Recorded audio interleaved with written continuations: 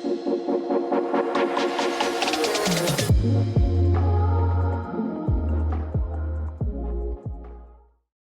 and welcome to another episode of The Seven Living with the Planets. I am Lucy Baldwin, and today I have a special treat. I have an astrologer here to speak with us. Her name is Doyle. She is a nurse practitioner, intuitive healer, and spiritual teacher, guiding others to reconnect with the divine within. Her work bridges science and spirit, blending her background in medicine with astrology, ancestral healing, and embodiment practices to illuminate a holistic path to wellness. A combat veteran turned spiritual guide, Bee's journey through trauma, self discovery, and transformation has made her a powerful voice for soul centered healing and empowered living. She helps women in midlife reclaim their vitality, uncover their sacred purpose, and release inherited patterns that keep them stuck so they can live aligned, authentic, and free.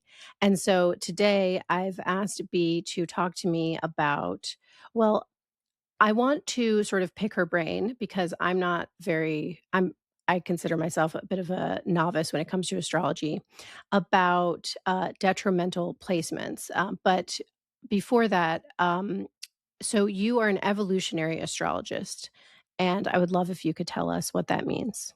Yes, thank you. Thank you so much. First of all, grateful to be here, Lucy. So, yes, as you mentioned, I use evolutionary astrology as a tool in all of my work. And I think it is very important to make that delineation about what is actually evolutionary astrology versus something like Hellenistic or ancient astrology. And as far as I know, they first really started using the terminology evolutionary astrology in the 60s and 70s. And there's a few different schools of thought, even within evolutionary astrology, but the basic principle is that we are coming in as souls reincarnate on a journey, an evolutionary journey of the soul.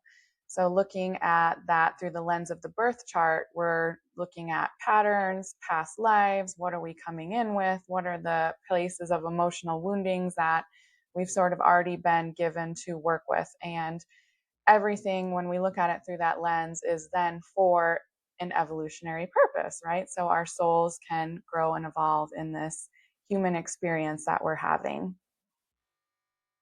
That's so cool. So I'm curious. Because I've heard about evolutionary astrology, but I didn't actually know that that's what it meant. Um, so it sounds like you're saying that you're looking at your chart as, sort of like in terms of how you're gonna grow over the course of your lifetime or sort of what areas you're gonna grow, and is that what you're saying?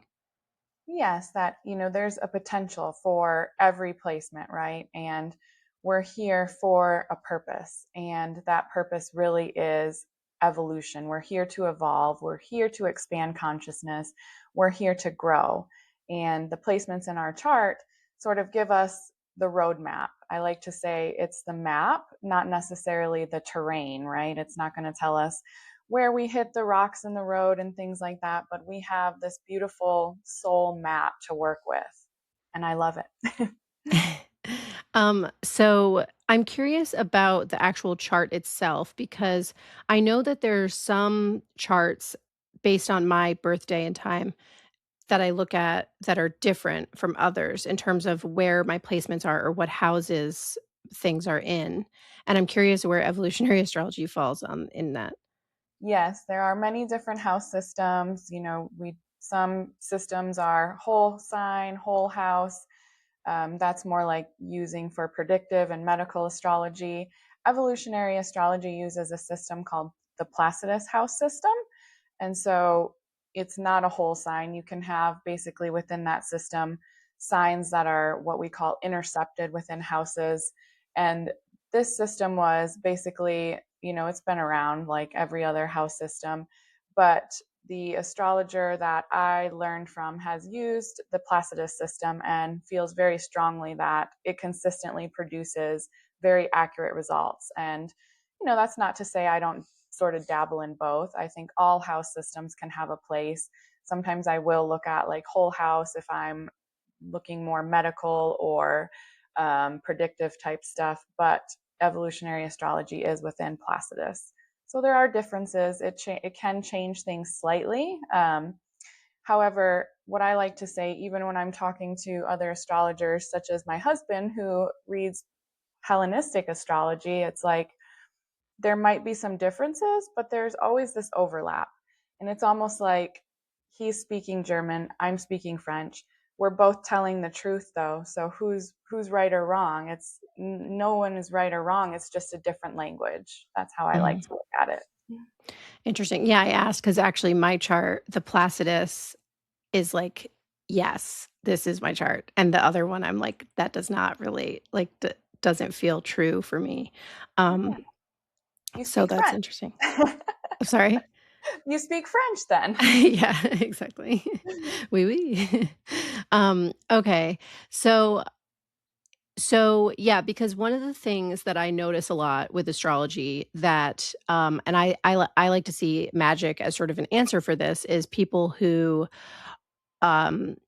see their certain placements as these sort of, like uncontrollable negative things in their life that basically they're just a total victim to, and it will never change and it will never be better because I have this placement. And even things like, Mercury retrograde. My whole thing is like, just do magic, take the planets on as allies and work with them to have the relationship that you want and to build a relationship that you want, either through the lens of your astrology or just sort of independent from that system. But I'm curious how evolutionary astrology approaches this. Absolutely. So, the term detriment really comes from the more ancient types of astrology. In evolutionary astrology, there is no good or bad. There are no placements that will doom you to some sort of horrific life. It's truly about awareness. For me personally, it's like I have Saturn in the 12th house, and an Hellenistic or different type of astrology would view that as a difficult or challenging placement. And again, with evolutionary astrology, it's all for the growth of the soul. So we're not looking at anything as good or bad. You're not fated to a life doomed of, solitude, isolation because you have Saturn in the 12th house. It is more a tool for self awareness. I know I have these tendencies, so becoming aware of it makes it so that I can bring it into my consciousness and really work with it in a conscious manner. And I always like to say as well that, like I mentioned earlier, it's the map, it's not the terrain.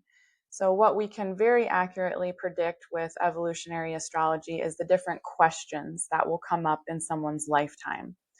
Now, with a good astrology counseling session, you can be properly guided to the highest archetype, the highest, possible outcome for your soul's evolution. So that's where the magic really happens is here's the questions that will come up. Here are the highest possible archetype, the highest vibration of this expression. This is the path that you could take. And so it's just a beautiful tool, right? And that's really what it's meant for is a tool of awareness. And even things like Mercury retrogrades, it's this process that is super necessary. One of my dearest mentors once explained it to me, actually, because even in my own brain as an astrologer, I was like getting ready to launch something big, starting my book. And in my progressions, my personal Mercury was retrograde. And I was like, this feels really crazy. Like, why is my soul being called to do this when Mercury is retrograde for me? And he explained it so beautifully. And I love this analogy. It's almost like retrogrades are like if you're hunting in the field, you pull the bow back. You have to pull the bow back before that forward momentum of the arrow can happen. So retrogrades are also a beautiful period necessary, right? We go inward, we review, we slow down, we take extra care if we're signing a contract or getting ready to engage in something big, right? We just slow down and take that extra little care. It doesn't mean that it's destined to fail or blow up in your face. And just having that awareness is so empowering. And that is what, in my opinion, astrology is really meant for. If you have an astrology reading and you leave feeling fearful, scared, or anything less than empowered, then that astrologer probably was not speaking your language. Yeah. So I'm so curious, like, does this look like, sort of leaning into certain energies? Because it sounds like a little bit prescriptive of like, okay, if you have Saturn in the 11th house in this sign, these might be the challenges for you. And so what is the sort of like practical wisdom that you take from that? Is it sort of like a way that you might approach questions? Is it sort of like, you maybe have a specific decision-making process? Or I guess I'm just curious, like, what does that actually look like for people? Yes. So, first and foremost, I think it's important too to make the point that we're never looking at anything just in isolation. I did use that Saturn in the 12th house example, but how does that work with the rest of the energies in the chart? I think if we take things in isolation, it becomes almost like a cookbook sort of astrology, but it's how is everything really working together? How are these energies integrating? And from a very practical standpoint, we're really looking at the North Node when we talk about evolutionary astrology, not a planet. It is a point in the sky. And that is sort of our soul's North Star, the guiding star in the chart, where it's that unfamiliar territory that our soul is here to really learn. South node is past life karma, what we're here to more fully integrate. North node is the path moving forward. So, how do all these different placements and energies really support our growth for what our soul is trying to do?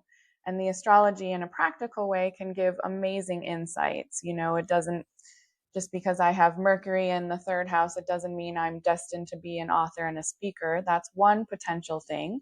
But we can look at someone's chart and really pinpoint their strengths and even blind spots, places that might be a little bit weaker, so that again, we can really integrate all of these pieces and all of these parts.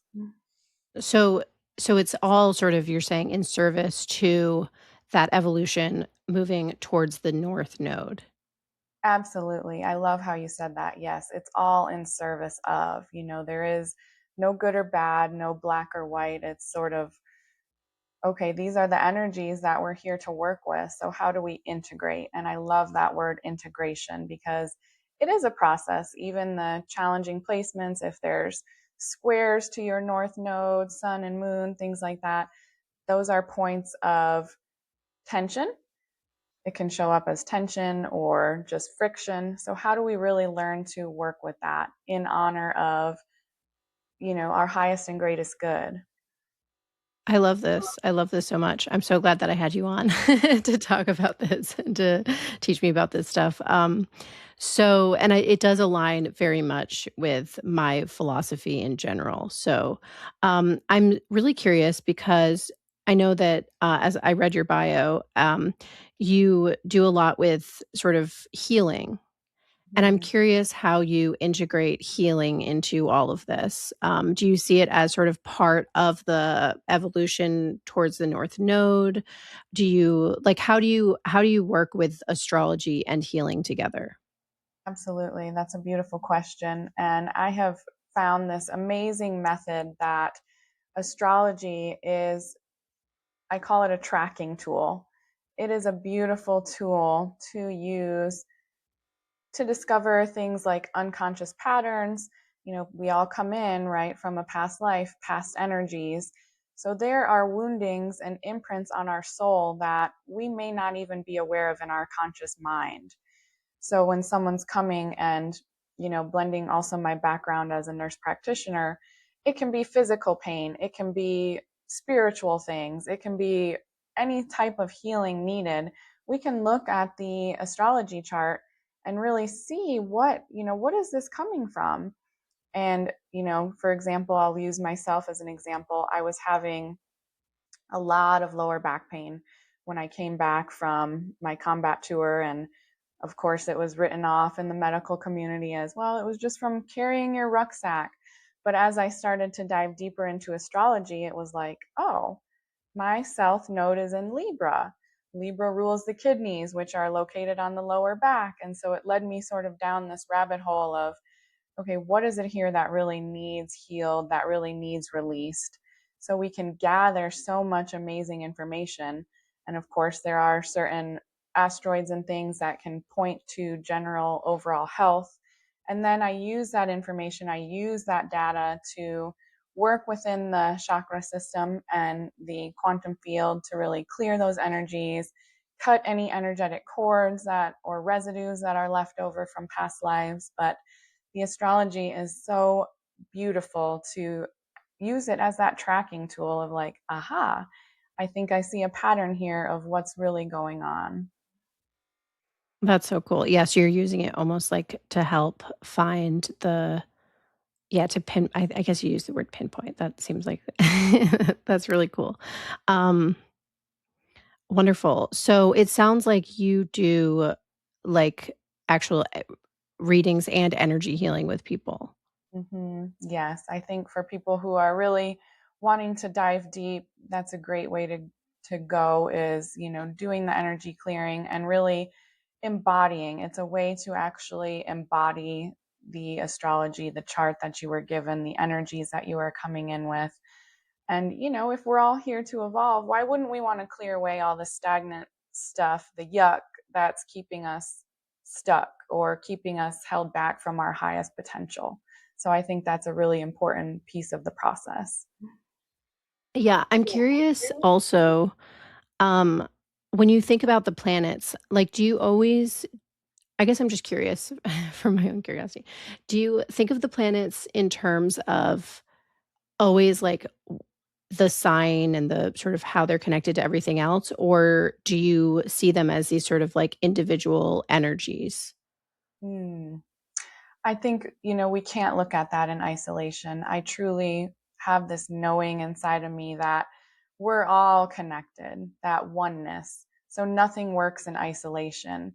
And it's same in the birth chart, right? We can't just look at Saturn and say, oh my gosh, Saturn's in your 12th house. That would be someone who's going to spend a life either in a cave somewhere or in prison. And it's like, wait, no, but what about all these other energies happening? So it doesn't exist in isolation. Nothing exists in isolation. We are one. All that connection is real. So I think it's important to, again, look at it in through that lens of integration. Yeah. Yeah, I think that's where I just haven't because you really have to be a really good astrologer, it seems like you really have to know, you know, all the planets in all the signs in all the houses, and then but also, yeah, like, all the ways that they in work together to create that, um, it's incredibly complex. Yes, it is very complex. It's a sacred language, and any good astrologer is very skilled at pattern recognition and integration. That's a huge piece of it.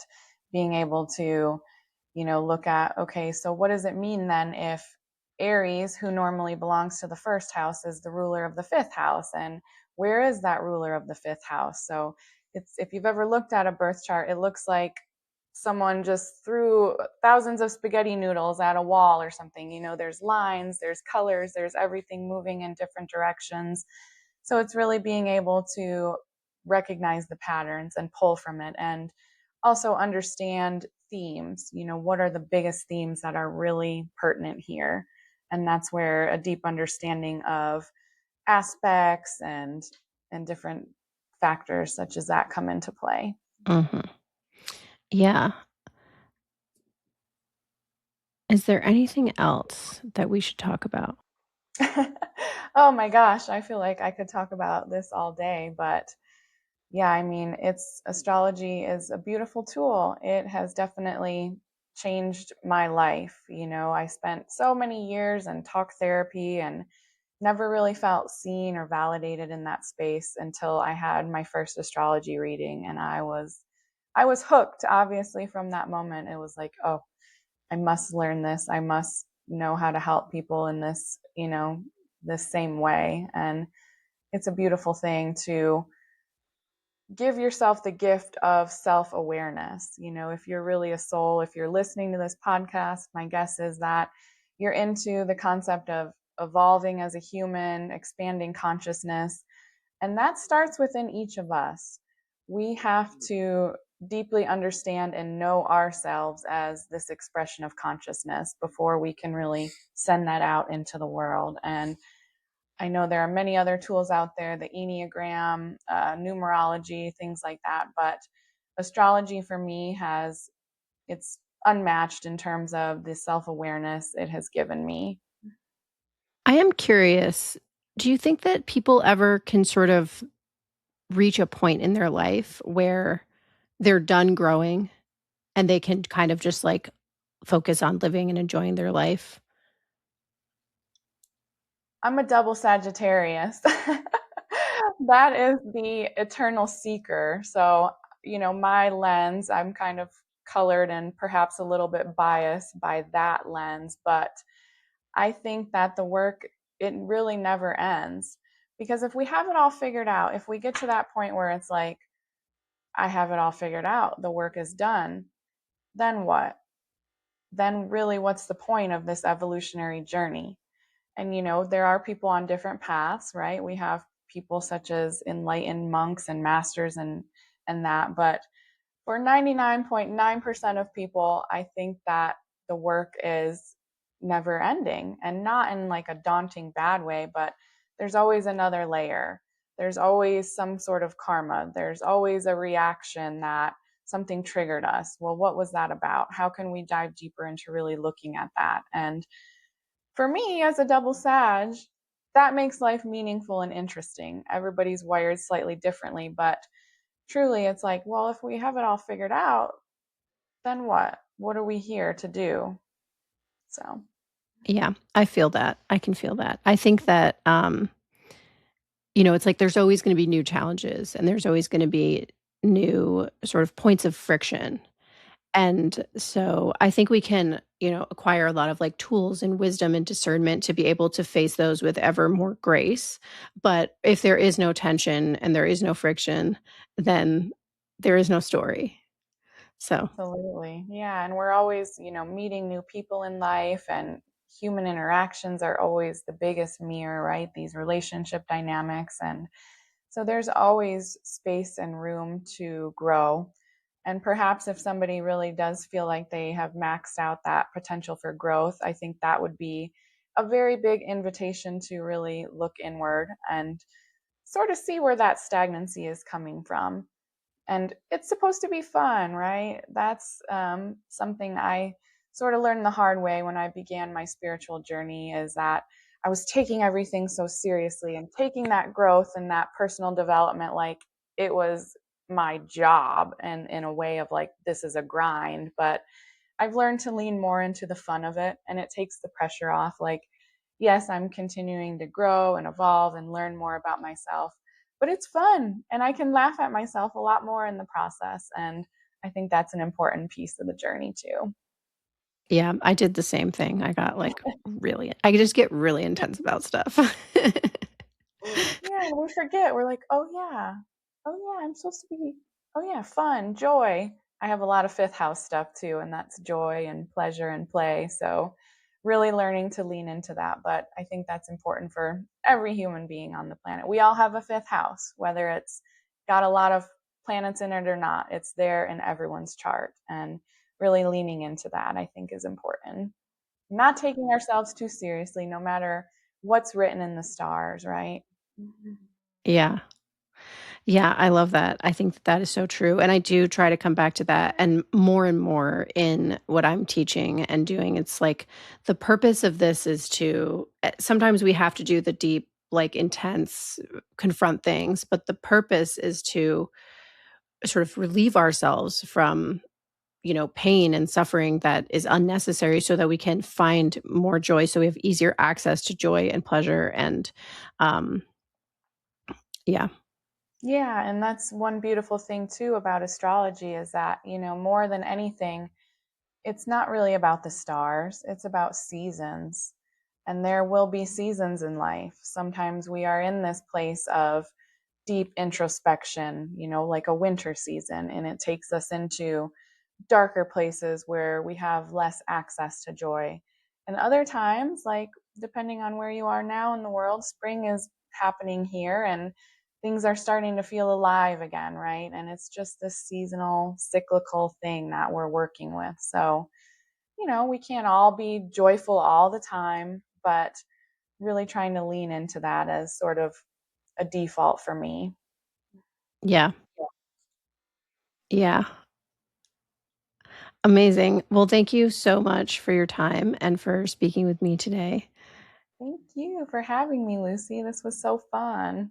Yes, and I will put, for our dear listeners, your link in the description so that you can, find be I'm assuming your website or Yes, doublelibraastrology.com. On Instagram, I'm Double Libra Coaching. And I hope all the listeners will look out for my book that's set to launch, Keepers of the Light. So it talks a lot about my journey from trauma to transformation and lots of pearls of astrological wisdom sprinkled in there as well. amazing. I'm looking forward to that. Thank you so much. Thank you.